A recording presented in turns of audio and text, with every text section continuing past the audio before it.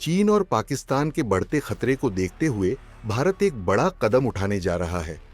बहुत जल्द भारत सरकार देश में नागरिक और सैन्य ड्रोन निर्माण को बढ़ावा देने के लिए $234 मिलियन यानी कि 2000 करोड़ की नई प्रोत्साहन योजना शुरू करने जा रही है। इस योजना का उद्देश्य न केवल विदेशी कंपोनेंट्स पर निर्भरता कम करना है, बल्कि चीन और तुर्की की मदद से पाकिस्तान द्वारा बढ़ाए जा रहे ड्रोन कार्यक्रम का मुकाबला भी करना है।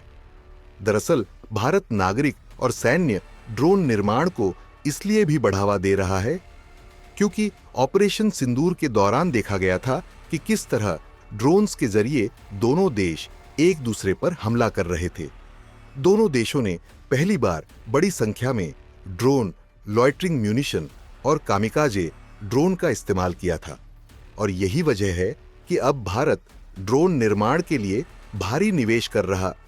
हालांकि जो रिपोर्ट्स हैं उनके मुताबिक अगले 3 सालों में योजना केवल ड्रोन के निर्माण तक सीमित नहीं रहेगी, बल्कि इसमें drone components, software, counter drone systems और ड्रोन सेवाएं भी शामिल होंगी। यह योजना 2021 में शुरू की गई एक 120 करोड़ की प्रोडक्शन लिंक्ड इंसेंटिव योजना से काफी बड़ी है, जो अब तक सीमित सफलता ही पा सकी थी। ड्रोन स्टार्टअप्स को अब तक निवेश के लिए संघर्ष करना पड़ रहा था, लेकिन अब ऐसा माना जा रहा कि इस नई योजना से इन कंपनियों को बड़ी राहत मिल सकती है।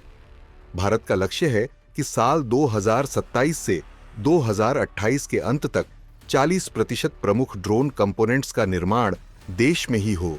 इसमें मोटर्स, सेंसर, इमेजिंग सिस्टम जैसे महत्वपूर्ण हिस्से शामिल हैं, जिनके लिए अभी तक भारत को चीन पर निर्भर रहना पड़ता है। सरकार ने ड्रोन के आयात पर प्रतिबंध पहले ही लगा रखा है, हालांकि कंपोनेंट्स के आयात की अनुमति है। लेकिन अब सरकार उन कंपनियों को अतिरिक्त प्रोत्साहन देगी जो इन कंपोनेंट्स की आपूर्ति देश के भीतर से करेंगी। सरकारी योजना के तहत small industries development bank of India भी इसमें शामिल होगा, जो ड्रोन कंपनियों को रिसर्च और वर्किंग कैपिटल के लिए सस्ते लोन प्रदान करेगा। एक रिपोर्ट के अनुसार वर्तमान में भारत में 600 से अधिक ड्रोन निर्माण और इससे जुड़े क्षेत्र की कंपनियां सक्रिय हैं। इन कंपनियों को अब इस योजना से बड़ा फायदा मिल सकता है और भारत एक वैश्विक ड्रोन मैन्युफैक्चरिंग हब के रूप में उभर सकता है। इस खबर को लेकर आपका क्या कुछ कहना है? कमेंट करके जरूर बताएं। ब्यूरो रिपोर्ट, भारत तक।